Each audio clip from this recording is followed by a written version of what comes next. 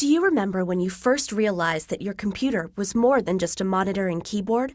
That between the mouse click and the video playing, there was something that captured your attention, understood it, and made it real? What is that something? Is it gremlins?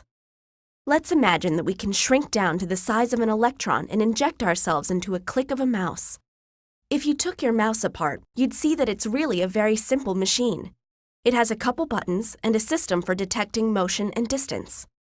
You might have an optical mouse that makes these measurements with lights and sensors, but older ones did this with a hard rubber ball and some plastic wheels. Same concept. When you click the button on your mouse, it sends a message to the computer with information about its position. When your mouse click is received, it's handled by the basic input-output subsystem. This subsystem acts like the eyes and ears, and mouth and hands of the computer. Basically, it provides a way for the computer to interact with its environment. But it also acts like a buffer to keep the CPU from being overwhelmed by distractions. In this case, the I/O subsystem decides that your mouse click is pretty important, so it generates an interrupt to the CPU. Hey CPU, got a click here. The CPU, or central processing unit, is the brains of the whole computer. Just like your brain doesn't take up your whole body, the CPU doesn't take up the whole computer, but it runs the show all the same. And the CPU's job, its whole job, is fetching instructions from memory and executing them. So while you're typing, maybe really fast, like 60 words a minute, the CPU is fetching and executing billions of instructions a second. Yes, billions, every second. Instructions to move your mouse around on the screen, to run that clock widget on your desktop, play your internet radio, manage the files you're editing on the hard drive, and much, much more.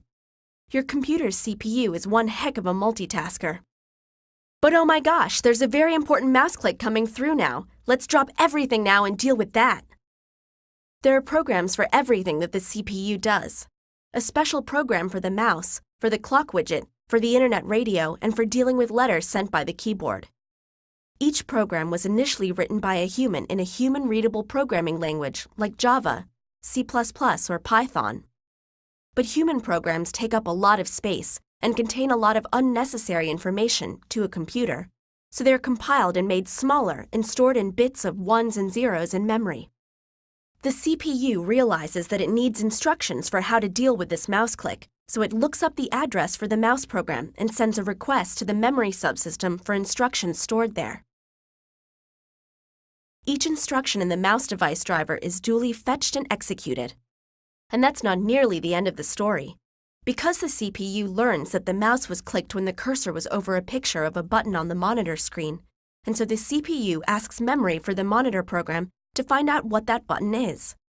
And then the CPU has to ask memory for the program for the button, which means that the CPU needs the monitor program again to show the video associated with the button, and so it goes. And let's just say that there are a lot of programs involved before you even see the button on the screen light up when you clicked it. So just the simple task of clicking your mouse means visiting all of the critical components of your computer's architecture. Peripherals, the basic input-output system, the CPU, programs, and memory, and not one gremlin.